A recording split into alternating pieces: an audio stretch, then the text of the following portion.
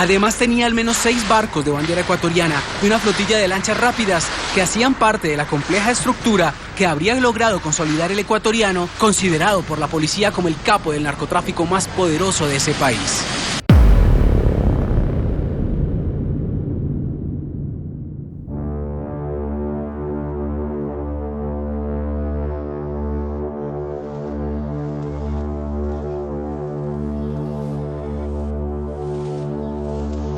Edison Washington Prado Álava, mejor conocido como Gerald o el Pablo Escobar ecuatoriano por su ostentación y poder, nació en 1981 en la provincia costera de Manabí, Ecuador. Específicamente, vio la luz en el barrio humilde 4 de Noviembre de Manta, un sector pesquero marcado por la pobreza y la cultura marítima.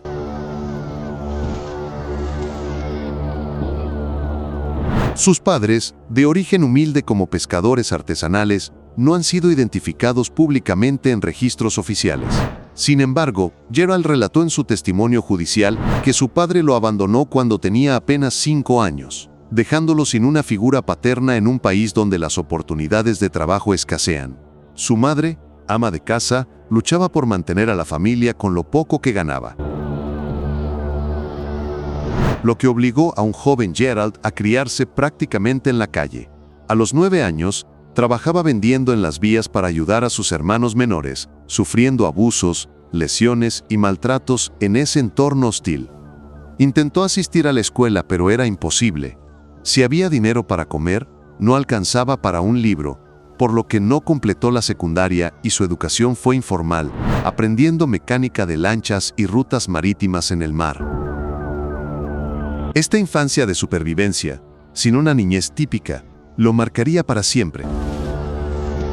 A los 20 años, en 2001, Gerald ingresó al mundo del narcotráfico por necesidad económica. Comenzó como un simple lanchero pescador, pilotando lanchas rápidas que transportaban cocaína.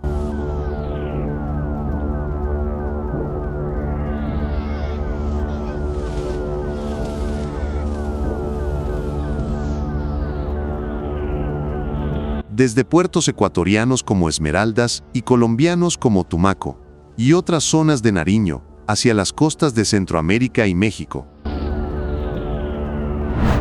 Fue reclutado por la organización colombiana Los Rastrojos y los hermanos Comba del Cartel del Norte del Valle para estas misiones peligrosas.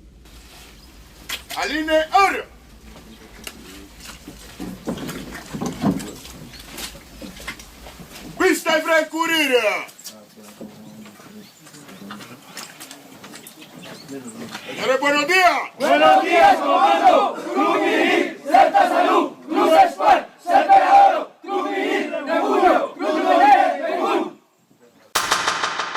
Pero Gerald tenía la habilidad de dominar las aguas difíciles y turbulentas del Océano Pacífico con su lancha. En su primer viaje con droga, se le pagaron aproximadamente $50,000, una suma que transformó su perspectiva y lo impulsó a escalar más en la organización criminal. Al ganarse la confianza y mostrando su destreza, le encargaron muchos más envíos.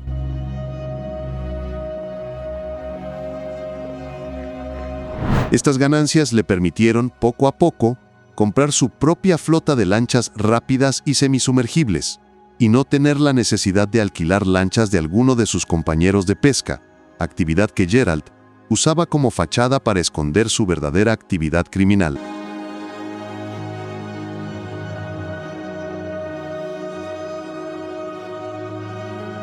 Su ascenso fue meteórico, y aprovechando la desfragmentación del cartel de los rastrojos para quienes trabajaba, poco a poco Gerald fue estableciendo y creando su propia red en complicidad con socios colombianos.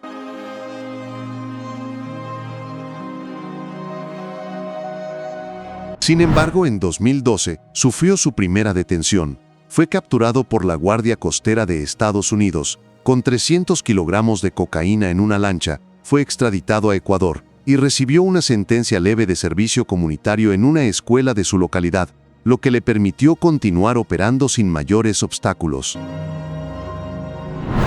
Para 2010, la mayoría de los integrantes de los rastrojos estaban capturados y varios extraditados.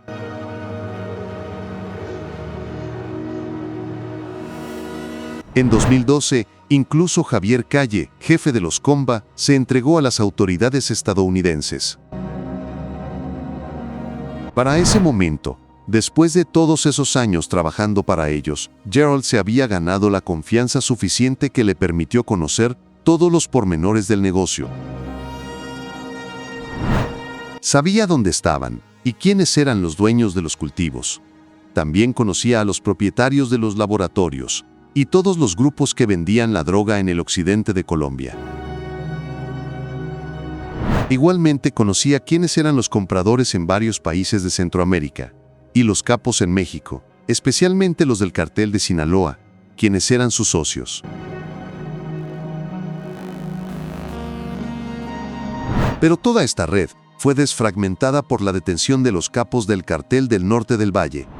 Ya sin jefes, Gerald hizo algo que ningún narco colombiano había hecho desde mediados de los años 90. Gerald se quedó con todo. A sangre y fuego, consiguió que los cultivadores, productores y vendedores trabajaran para él.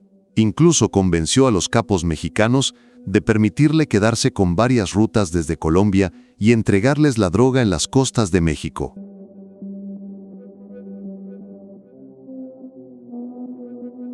En Ecuador, compró 12 grandes barcos pesqueros y adquirió más de 3 docenas de lanchas rápidas, conocidas como Go Fast, a las que adaptó cubiertas en fibra de vidrio para hacerlas más aerodinámicas, rápidas y difíciles de detectar desde el aire.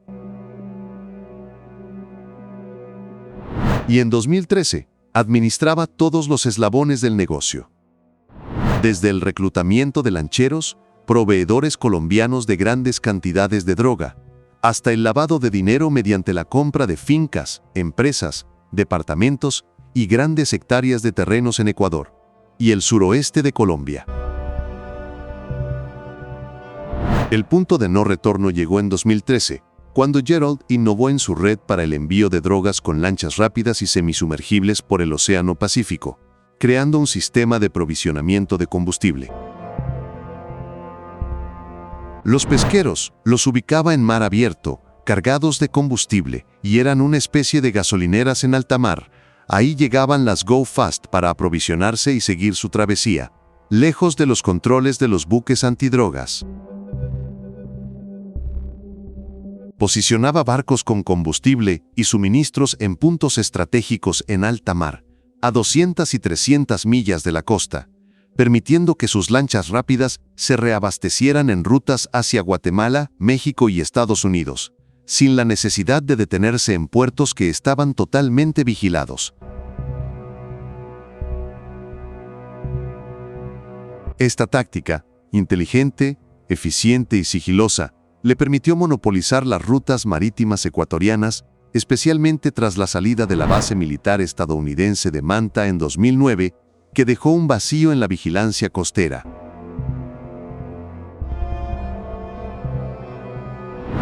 Su gobierno cerró la base estadounidense en Manta.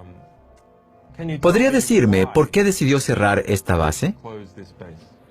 ¿Pero usted aceptaría en su país una base extranjera, Julián? En todo caso, si el asunto es tan sencillo, como lo dije en su momento, si no hay ningún problema en tener una base norteamericana en Ecuador, perfecto. Podemos dar permiso para que instalen esa base, siempre y cuando nos den permiso para instalar una base militar ecuatoriana en Miami. Si no hay ningún problema, van a aceptar. Desde Tumaco y sus alrededores despachaba semanalmente entre 10 y 12 de estas lanchas cargadas, cada una con 800 a 1000 kilos de droga.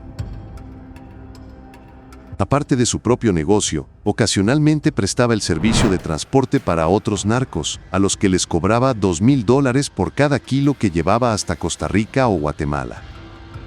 Para no depender de otras organizaciones, decidió controlar todos los eslabones de la cadena, como estructuras de producción, logística, ruta marítima, despachos y comercialización de sus cargamentos de cocaína.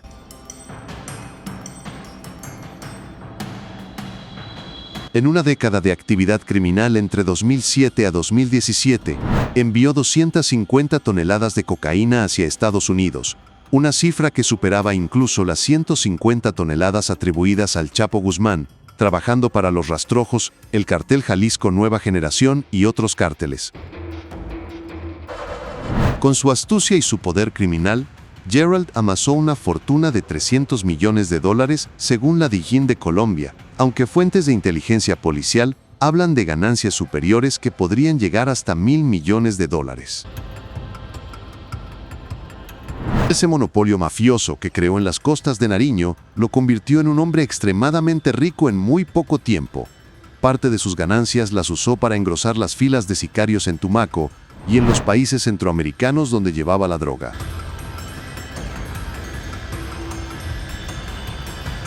Con este dinero, compró ostentosamente casas lujosas, fincas, departamentos, autos de alta gama blindados, joyas y constituyó empresas en Ecuador y Colombia, convirtiendo su provincia natal de Manabí en un espacio seguro para su familia y sus activos. Levantó una red que no solo traficaba narcóticos, sino que lavaba dinero, ejercía poder armado en las calles y puertos marítimos, y manipulaba al Estado ecuatoriano y colombiano. En Tumaco era bien conocido. Ahí fingía ser un próspero empresario pesquero, que se movilizaba escoltado en lujosas camionetas blindadas por ese puerto.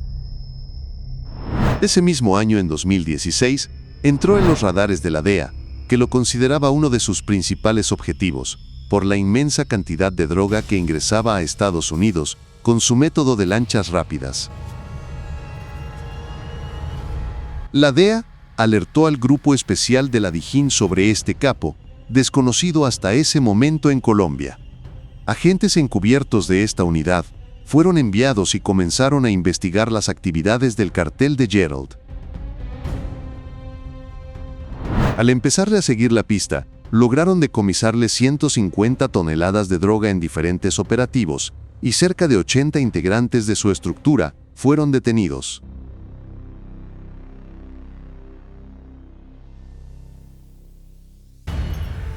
Eso alertó a Gerald, para quien era evidente que las autoridades colombianas estaban detrás de él. Fue entonces cuando decidió regresar a Ecuador. Aunque ahí tenía varios procesos preliminares, podía estar tranquilo, especialmente porque sabía que Ecuador tiene por política no extraditar a sus ciudadanos hacia Estados Unidos en aquella época. Todo parecía indicar que había logrado escapar de la justicia colombiana. Fue entonces cuando las autoridades colombianas contactaron a la policía ecuatoriana y, trabajando en conjunto, empezaron a vigilarlo en Ecuador. El objetivo de este operativo internacional era capturar a Gerald con el fin de extraditarlo a Estados Unidos. El reto era hacer que el capo regresara nuevamente a Colombia, a pesar de que sabía que podía ser detenido. En coordinación con la policía de Ecuador, el CIU de la DIJÍN de Colombia envió a una atractiva oficial encubierta a Ecuador. Usando la fachada de ser una caleña que buscaba nuevas oportunidades, la agente encubierta comenzó a frecuentar el gimnasio y los lugares a donde iba el capo ecuatoriano. El plan consistía en enviar a una atractiva oficial de la policía colombiana encubierta a Ecuador. Usando la fachada de ser una caleña que buscaba nuevas oportunidades, la agente encubierta comenzó a frecuentar el gimnasio, bares y discotecas en Guayaquil y Manta que frecuentaba el capo ecuatoriano Gerald. Tras varias semanas logró llamar su atención. Gerald, deslumbrado con su belleza, la abordó y comenzaron a entablar una relación de amistad. Una vez que mordió el anzuelo, se ejecutó la segunda parte del plan.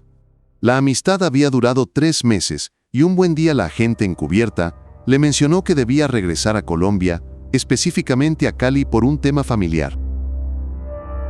Siguieron conversando telefónicamente. Con el paso de los meses, ella finalmente le convenció de visitarla en Cali, para irse de paseo en Semana Santa. Gerald, confiado que esto era un paseo normal sin mayor historia, con una más de sus mujeres, aceptó. Gerald, dejando a un lado los códigos del bandido, y sin tomar las precauciones adecuadas, confiando en que la joven de la que se había enamorado le estaba entregando un amor genuino, cometió el error de viajar a Colombia. Ingresó el 11 de abril, en Miércoles Santo, ilegalmente a Colombia por Ipiales, cruzando el puente de Rumichaca, en una camioneta blindada, conducida por uno de sus hombres de confianza. Más adelante, recibió una llamada de su amiga para preguntarle por dónde iba. Gerald, sin pensarlo, le dio su ubicación, y la sorpresa llegó. Unos kilómetros más adelante lo estaba esperando un retén de la policía colombiana. Edison Washington Prado Álava, mejor conocido como Gerald o el Pablo Escobar ecuatoriano, fue capturado sin resistencia. No podía dilucidar lo que estaba pasando. El narcotraficante más poderoso de Ecuador y Colombia, en esa época, fue detenido por seguir la belleza de una agente de policía encubierta, en una táctica profesional de inteligencia.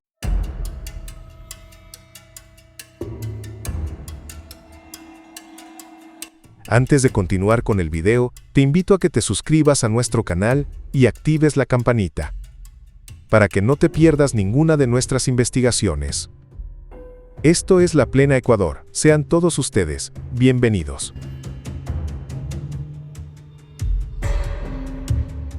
Inmediatamente, Gerald contrató a 26 abogados para evitar su extradición a Estados Unidos, haciéndose pasar incluso por guerrillero de las FARC. Pero el caos se aceleró. En agosto de 2017, su hermano Manuel Eduardo Prado Álava fue asesinado en Belén de Umbría, un pueblo cafetero en Risaralda, Colombia. Emanuel se escondía ahí bajo una identidad falsa a nombre de Walder Aldemar Pineda y se dedicaba a comprar grandes extensiones de terrenos con el dinero del narcotráfico de su hermano. Un sicario lo ejecutó en medio de una ola de 10 homicidios en la zona, atribuida a mafias y organizaciones criminales para adueñarse de sus rutas. Fuentes lo ven como la primera señal de que Gerald perdía control de su red criminal. Poco después, en septiembre de 2017, los choneros liderados por Jorge Luis Zambrano, alias Rasquiña, y José Adolfo Macías Villamar, alias Fito, quien conocía detalladamente las caletas y finanzas de Gerald por su rol previo como brazo logístico de los choneros, emergieron como amenaza directa. Fito tramó en complicidad con un capitán de policía y una abogada, robar las caletas de Gerald, donde tenía millones de dólares. Ejecutaron un ataque armado a la casa alquilada de su hermana, Betsy Maribel Prado Álava, en las colinas de Manabí, un sector rural de difícil acceso. Un grupo irrumpió brutalmente alrededor de las 9 de la noche. Abatieron a su esposo, Ángel, con 12 heridas de bala y una puñalada. Además, hirieron gravemente a su hijo de 15 años. Una bala le rozó el cuerpo. Betsy y sus otros hijos corrieron desesperadamente y lograron escapar por la maleza. El motín conseguido por Fito y los choneros ascendió a $3 millones que tenía guardado el Pablo Escobar ecuatoriano en esta caleta. Betsy, horrorizada por este acto criminal, se entregó voluntariamente a las autoridades unos días después, y en agosto de 2019 fue sentenciada a 5 años de prisión por enriquecimiento ilícito no justificado, vinculado al lavado de dinero de las actividades criminales de su hermano Gerald. Inteligencia policial, mediante varias investigaciones, identificaron más caletas que tenía Gerald en Ecuador, y en abril de 2017, varios allanamientos que se realizó a sus propiedades revelaron parte de su imperio. En estas caletas se encontró 7.5 millones ocultos en un garaje en Puerto Azul, Guayaquil, más de 1 millón debajo de un basurero cubierto por una tapa de cemento de 15 centímetros en Los Ceibos, Guayaquil, y 3.1 millones en una casa en Manta. En total, se decomisaron $12 millones en efectivo, más un terreno de 265 hectáreas en Santo Domingo y un lote en Manabí.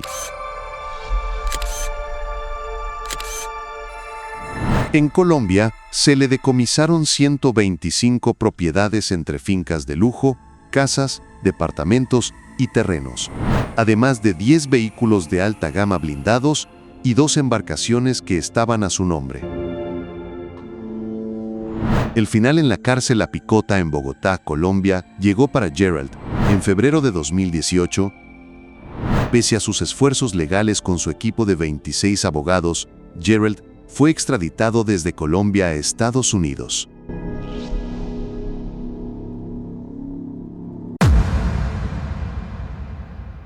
Dos meses después, en abril de 2018, su esposa, Julia Merino, fue arrestada en Manabí, Ecuador, acusada de ser la cabecilla en la red de lavado de dinero de las actividades criminales de su esposo Gerald. En primera instancia, Julia había sido condenada a 28 meses de prisión por delincuencia organizada. Sin embargo, acogiéndose a un procedimiento abreviado, el 13 de abril, 3 jueces corruptos de la Corte Provincial de Guayas le otorgaron un habeas corpus por ausencia de autoría y vulneración de sus derechos, liberándola inmediatamente.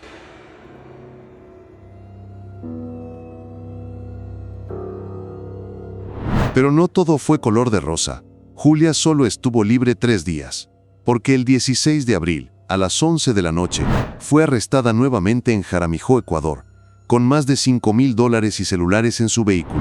A ver, primero que a la señora no le encontraron un solo centavo anoche. Era de la madre de ella, y ella lo hizo saber así. Ellos creyeron que en la casa había más, fueron a la casa de ella, y obviamente encontraron $2,000 más, que es de la madre de crianza de ella, que tiene toda la justificación, un negocio de ropa, y tiene todas las facturas de lo que compra en Perú y de lo que tributa aquí en el país. Los jueces corruptos, que le facilitaron el habeas corpus, fueron suspendidos y detenidos por prevaricato. Y en noviembre de 2018, Julia recibió una sentencia de 5 años por enriquecimiento privado no justificado, junto a 3 familiares. Ella no tenía ninguna otra causa. El único pecado y estigma que tiene ella sobre sus hombros es haberle dado 2 hijos a Washington Prado Álava, a quien de manera irresponsable jamás quisieron traer al país para que responda por los hechos que se le atribuyen. En Estados Unidos, Gerald se declaró culpable el 23 de julio de 2018 por conspiración para traficar más de 5 kilogramos de cocaína, atribuyéndosele 250 toneladas totales. Ofreció $5 millones al juez para reducir la pena, pero fue rechazado.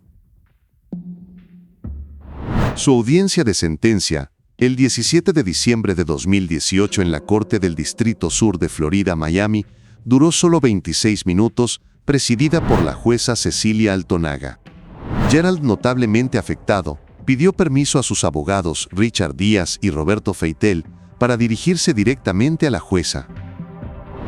Gerald procedió a leer una carta que había escrito la noche anterior con su puño y letra. En esta carta relató su historia y decía lo siguiente: Buenas tardes, señoría. Gracias por darme esta oportunidad de hablar con usted. Con el mayor respeto, he pedido a mis abogados que me permitieran expresarme ante usted, con el máximo respeto. En unos minutos tomarán una decisión que tiene que ver con mi sentencia y mi vida. Y no sé cuánto tiempo pasaré en prisión, lejos de mis hijos, de mi madre, mi familia, pero quería que supiera algo más sobre mí. Su señoría, me gustaría que supiera que la vida no me ha brindado ninguna oportunidad. Mi padre me abandonó cuando tenía 5 años. Nací en una tierra pobre y sin la oportunidad de trabajar. A los 9 años trabajaba en la calle para ayudar a mi madre a mantener a mis hermanos. Ella era ama de casa, y con lo poco que ganaba no le alcanzaba para mantener a mis hermanos que eran menores que yo. Me gustaría que usted supiera, su señoría, que en esas calles se sufren muchos abusos, lesiones y maltrato. Me hubiera gustado mucho ser como los demás y tener una infancia, pero no pude. Mi vida fue solo una cuestión de supervivencia, y así fue como entré en el mundo del narcotráfico, por necesidad. Sin embargo, intenté ir a la escuela, pero era imposible, porque si tenía dinero para comer no me alcanzaba para comprar un libro. Así fue como entré en el mundo del narcotráfico, pero nunca pensé que no podría salir de él. Y esto de entrar en el mundo del narcotráfico es lo peor que me ha pasado. Y he perdido a mucha gente por el camino, muchos familiares, tíos, primos, amigos, y hace un año a mi propio hermano. Y en mi ignorancia, pensé que, al entrar en este mundo, podría evitar que mis hijos tuvieran que sufrir la misma necesidad que yo. Solo quería que mis hijos fueran a la escuela y tuvieran la infancia que yo nunca tuve. Pero me equivoqué, tomé el camino equivocado. Y actualmente la madre de mis hijos está en prisión por un crimen que nunca cometió, solo porque era mi esposa, y eso es algo que me duele mucho.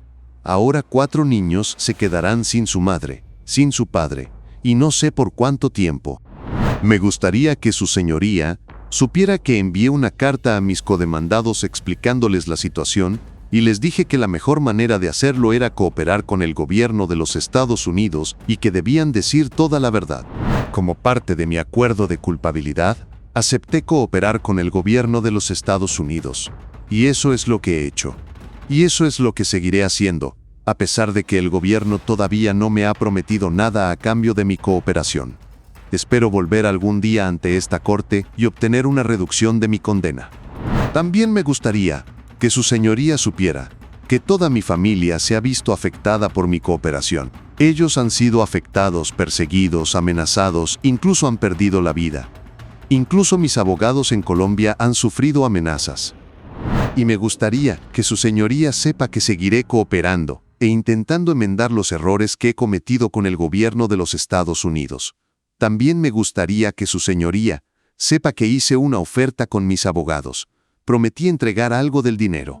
Es dinero que pertenecía a mis jefes, y era del resultado del tráfico de drogas. Es como una señal de buena fe de mi parte. Pero ha sido difícil para mí, porque no tengo control sobre nada, pero he hecho mi mejor esfuerzo por cumplir. En unos minutos, señoría, usted tomará decisiones y solo quería que supiera un poco más sobre mí, sobre quién soy. Y sé que se tomará la mejor decisión. Estaré de acuerdo con ella. Sé que será el castigo que merezco. Solo pido que sea justo. Y que Dios le ilumine, señoría. Pido disculpas al gobierno de los Estados Unidos, a usted, señoría, y que Dios le bendiga. A pesar de este emotivo momento, la jueza no cambió de opinión y mantuvo los 235 meses, que son 19 años y 7 meses de prisión, más 5 años de libertad condicional supervisada, recalcando que su sentencia fue calculada con una cantidad conservadora de 30 toneladas, inferior a las 250 toneladas que en realidad ingresó a Estados Unidos.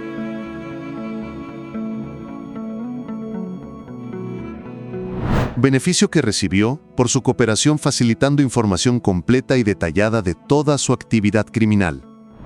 La magistrada no tenía más que agregar, pues las dos partes habían llegado a la audiencia de juzgamiento, con un acuerdo previo entre el fiscal acusador y los abogados defensores de Gerald, y esta diligencia solo debía durar 30 minutos. En Estados Unidos, las penas de prisión dependen de los lineamientos establecidos por la Comisión de Sentencia. Esa entidad tiene una tabla con 43 niveles, con la cantidad de meses que un procesado cumplirá, según el delito y los antecedentes de la persona. Gerald recibió una condena de nivel 38, donde la escala más baja tiene entre 235 y 293 meses de prisión por un cargo de tráfico de drogas. El nivel más alto, el 43, implica cadena perpetua. En ese rango estuvo la sentencia del Chapo Guzmán tras haber sido declarado culpable de 10 cargos. Gerald aceptó cooperar plenamente con la justicia y proporcionar información y testimonios veraces y completos, producir documentos, registros y otras evidencias cuando lo soliciten los investigadores, ya sea en entrevistas, ante un gran jurado o en cualquier juicio u otro procedimiento judicial. También se comprometió a trabajar encubierto si así lo disponen los fiscales. Gerald, al cumplir su condena, quedará en libertad condicional o supervisada durante 5 años más. Esta incluye no cometer ningún delito, no tener armas, dispositivos peligrosos o drogas. Antes de finalizar la audiencia, el abogado Díaz solicitó que Gerald sea encarcelado en la prisión más cercana a Miami para que sus abogados y familiares puedan visitarlo, pero esta petición fue negada por la jueza. Ese no fue el único pedido. Gerald consumió drogas hasta 1994 y en 2005 tuvo una cirrosis hepática.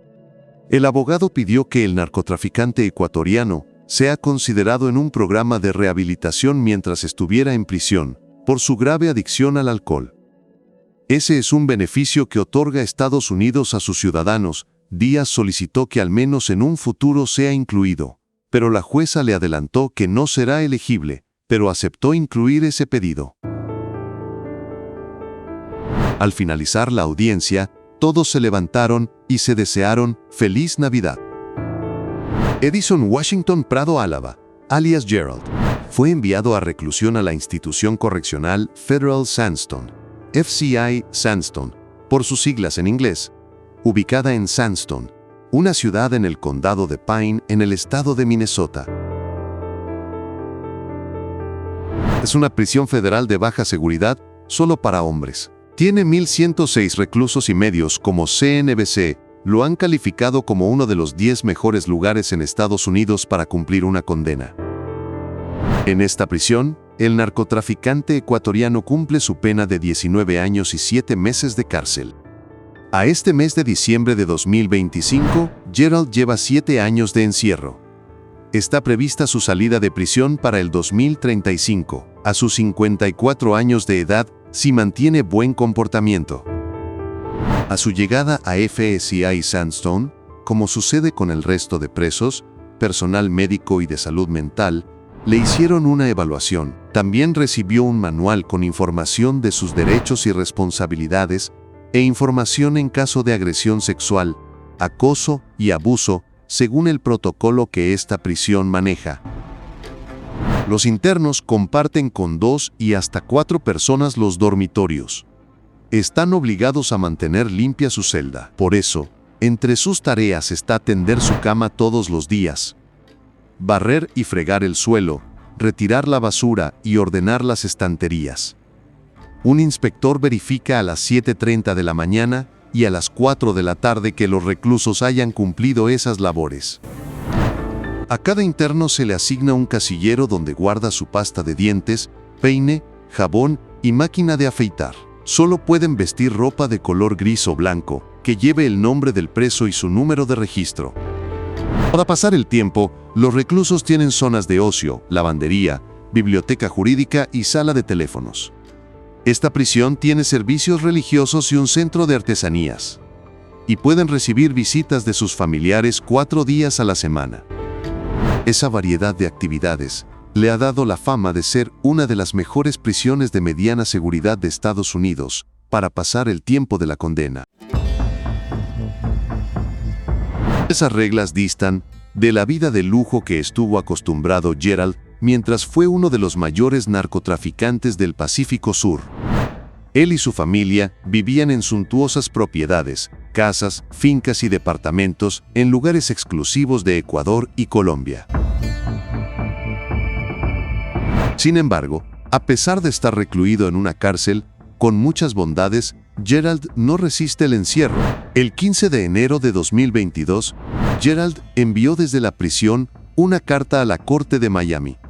En su interior, llevaba una moción para que su sentencia de 19 años y 7 meses sea reducida por motivos humanitarios. El documento era básicamente un formulario, para que el peticionario marque con una X sus respuestas. Gerald puso la X en las líneas que correspondían a problemas médicos y a razones extraordinarias. Sobre los primeros, dijo que tiene dolencias físicas graves y que su proceso de envejecimiento, aunque actualmente tiene 44 años, reduce sustancialmente su capacidad para cuidar de sí mismo en el entorno de un centro penitenciario.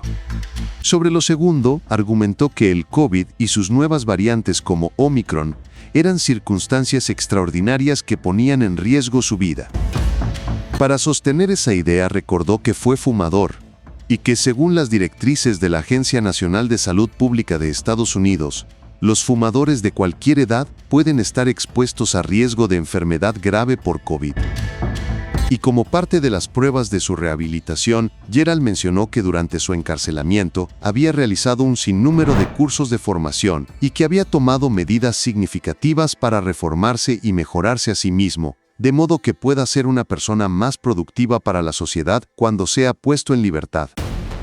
En su intento por salir de la cárcel, Gerald dijo a la corte que en caso de ser liberado, inmediatamente se pondría a trabajar y poner en marcha su plan de reinserción, que le permitiría cumplir todos los términos de la libertad bajo vigilancia. Es más, pidió a la corte que añada más restricciones a esa libertad condicional. Pero la jueza Cecilia Altonaga, que lleva su causa desde el inicio, le negó el pedido, mencionando que el acusado, un exfumador de 39 años a la fecha del pedido, que toma medicación y tiene una operación pendiente, no presenta ninguna razón extraordinaria o apremiante para la libertad compasiva solicitada, respondió.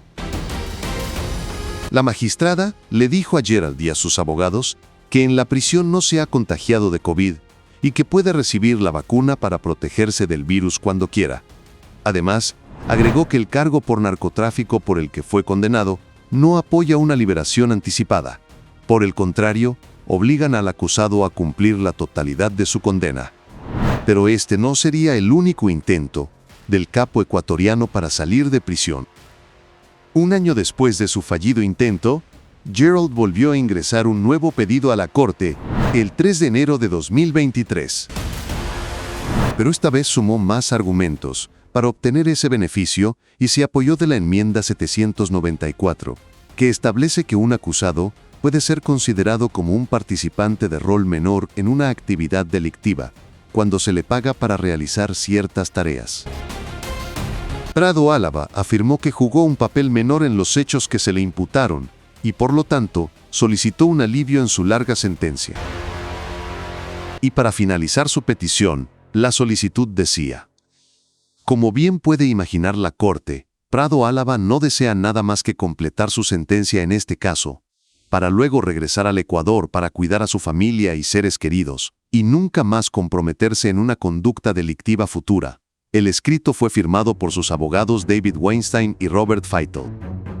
Hasta diciembre de 2025, esta solicitud no ha tenido respuesta. Otro hecho obscuro de la vida de Gerald se dio con su abogado en Ecuador, Walter Vallejo, quien fue asesinado el 5 de mayo de 2022 a la salida del Hotel Sheraton en Guayaquil. Previo a su crimen, el abogado ecuatoriano fue secuestrado por las FARC. Vallejo fue a Colombia para supuestamente reunirse con alias Jesús Santrich, el excomandante de las FARC, que apoyó el proceso de paz con el gobierno colombiano, pero luego fue acusado de narcotraficante.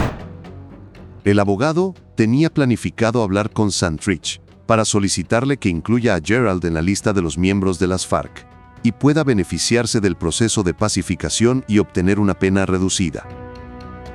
Pero los miembros de las FARC secuestraron al abogado, aduciendo que tenía mucho dinero patrocinado por alias Gerald. Posteriormente, las FARC solicitó a la esposa del abogado $500,000 por su liberación.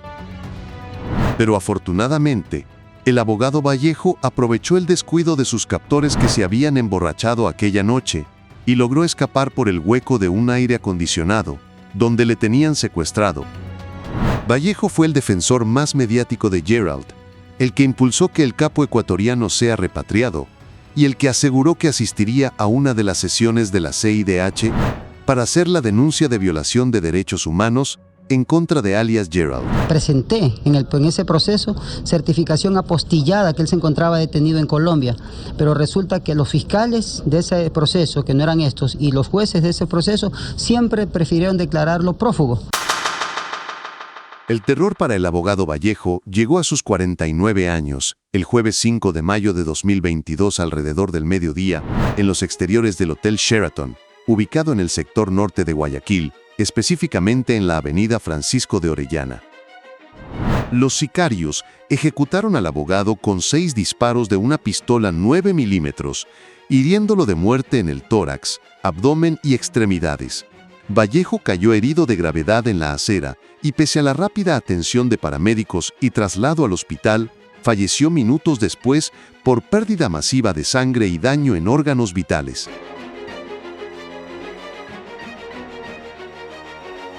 El 13 de agosto de 2019, el asambleísta alterno y abogado Luigi García Cano, quien había representado a Gerald en procesos judiciales en Ecuador, presentó una denuncia formal ante la Fiscalía General del Estado de Ecuador contra José Serrano. García acusó a Serrano de idear un plan estructurado para asesinarlo, motivado por su rol como defensor de Gerald y su conocimiento de supuestos lazos entre Serrano y el narcotráfico. La denuncia vinculaba directamente a Gerald como figura central. García alegaba que Serrano, desde su posición en el Ministerio del Interior, 2007 a 2010 y 2013 a 2017, había proporcionado protección a rutas de narcotráfico usadas por Gerald, incluyendo sobornos a funcionarios portuarios y espionaje para neutralizar opositores. García se describió como el único que puede probar los vínculos entre Serrano y el narco, refiriéndose a la red criminal de Gerald, que traficó 250 toneladas de cocaína. Esto se enmarcaba en un contexto de amenazas. García había recibido alertas de muerte por exponer la trama, y la denuncia sugería que Serrano usaba contactos en el narcotráfico, como Gerald, para silenciarlo.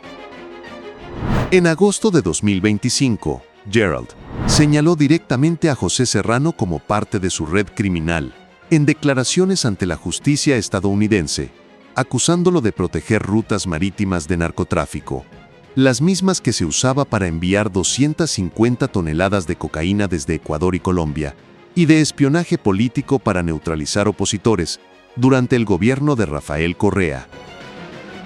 En 2024, Gerald solicitó desde prisión en Estados Unidos la devolución de bienes decomisados en Ecuador que habían prescrito por caducidad de plazos judiciales.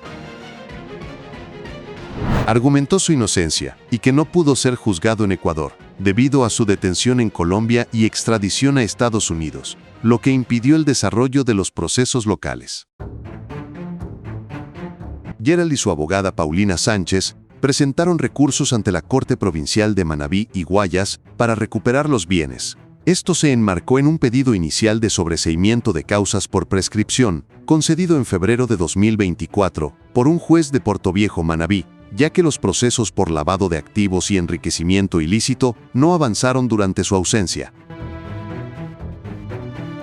Los bienes que solicita Gerald para su devolución son 3 predios de 265 hectáreas en Santo Domingo de los Sáchilas, valorados en $170,000, una propiedad en Manabí, específicamente en Barbasquillo, y 2 barcos pesqueros.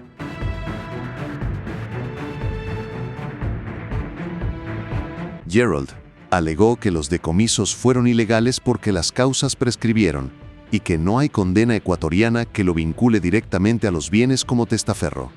Insistió en que su sentencia en Estados Unidos por conspiración no implica propiedad personal de los activos y pidió restitución inmediata de sus bienes por violación de derechos constitucionales. Edison Washington Prado Álava, mejor conocido como Gerald o el Pablo Escobar ecuatoriano, pasó de ser un humilde pescador a innovador de rutas narco y se convirtió en el criminal más influyente del sur del Pacífico de los últimos tiempos. La caída de su red criminal desató una brutal guerra entre bandas organizadas en Ecuador, contribuyendo a un aumento del 800% en homicidios desde 2018, para adueñarse de sus rutas, proveedores y compradores. Recordándonos que en el Pacífico, un timón que elige el camino equivocado puede navegar océanos de caos eternos, cuyas fortunas se disuelven como sal en el mar.